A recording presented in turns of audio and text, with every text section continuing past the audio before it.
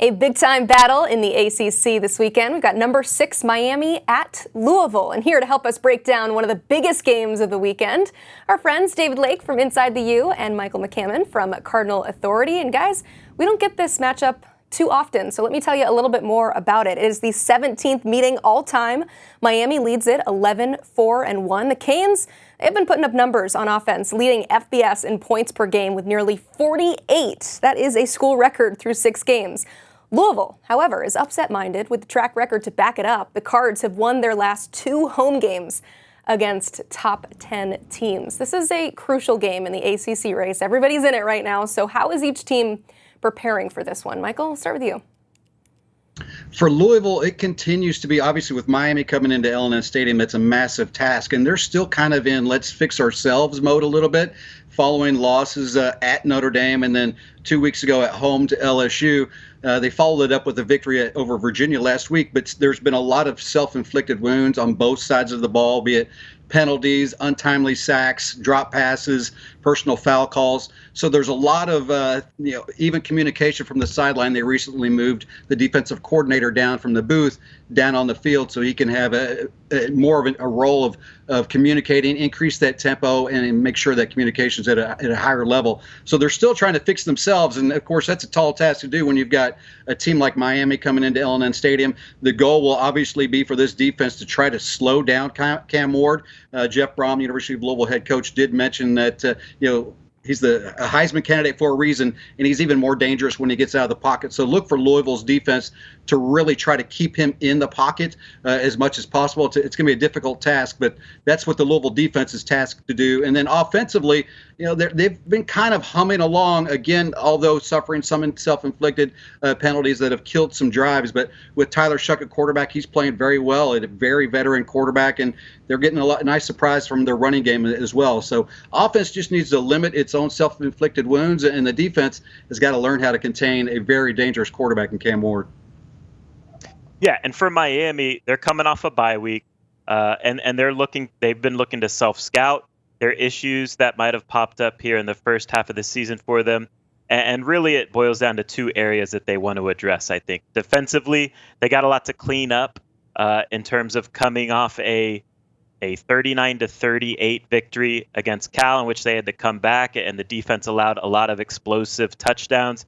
Offensively, I think Miami would like to get the run game going a little bit more. So the bye week provided an opportunity for the team to rest up, get healthy. They get their veteran offensive line, Jalen Rivers, back into the fold here after he missed some time, and clean up the miscues, the mental errors and tackling issues that showed up here the last 2 weeks, and narrow comeback victories against Cal and Virginia Tech. Looking at both of these offenses, we'll start with Miami because Cam Ward, he's had 9 consecutive games with 2+ passing touchdowns, and I know Michael mentioned that he is high up in that Heisman race for good reason. So David, what has made him so successful as a Hurricane this season? Yeah, he really, I think part of it is he's just a pro, right? He's in his 5th year as a starter at the college level, and everything just moves so slowly for him. He's always in control.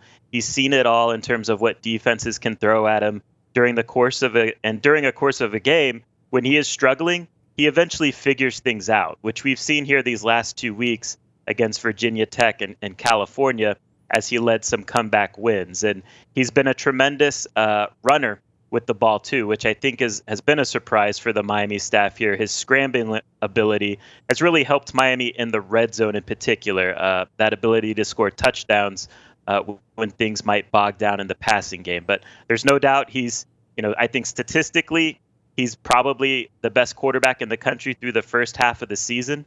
And we'll see if he can keep that going here against a good, aggressive Louisville defense.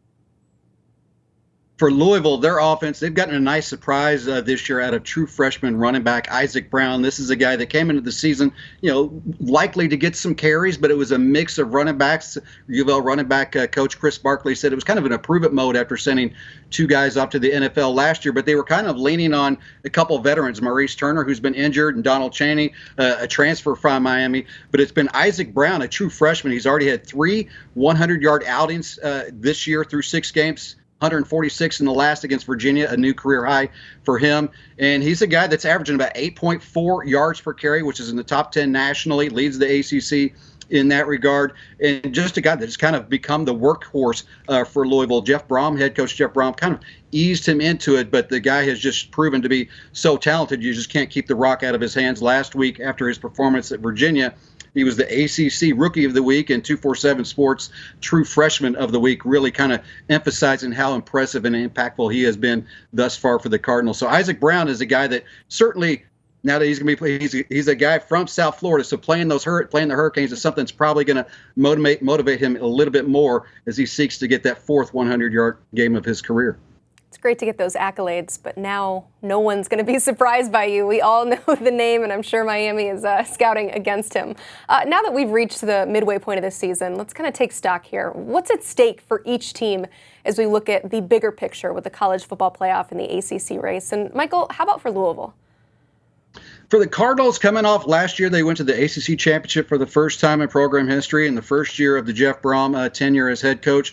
So that kind of set the bar pretty high. And they leaned on the transfer portal heavily to fill vacancies that were opened up after the departing players from last year. And so the expectation level was to get back to the ACC championship game. The media have said it. Jeff Brom has said it. The players have said it. It's kind of in unison. That's their goal. And already with 2 losses on the season, 1 in the ACC, they are now kind of got their backs against the wall. And this game against Miami, obviously coming in at number 6 in the country, presents a huge opportunity for Louisville to further kind of put itself in that top tier of the ACC to say, hey, look, we are continuing in this race to get to the ACC championship. Certainly this next stop with Miami coming in is a difficult stop, but if you're going to get to the ACC championship, these are the type of games that you want to win. Yeah, and for Miami, honestly, it's a similar deal, right? Miami's been to the ACC championship game just once since joining the conference in 2004, and they're looking to get back there this year. They went out and spent a lot of resources in win now mode here, adding a bunch of good players in the transfer portal. Cam Ward among them, Tyler Barron from Louisville among them too, the defensive end. So Miami has gone all in, pushed their chips into the table in win now mode. They want to win the ACC this year. They want to make the college football playoff this year, this new 12-team college football playoff. And certainly slipping up doesn't help that cause. And Miami survived the last 2 games, and they're looking to handle business against Louisville, who is, on paper at least, the toughest remaining opponent on their schedule.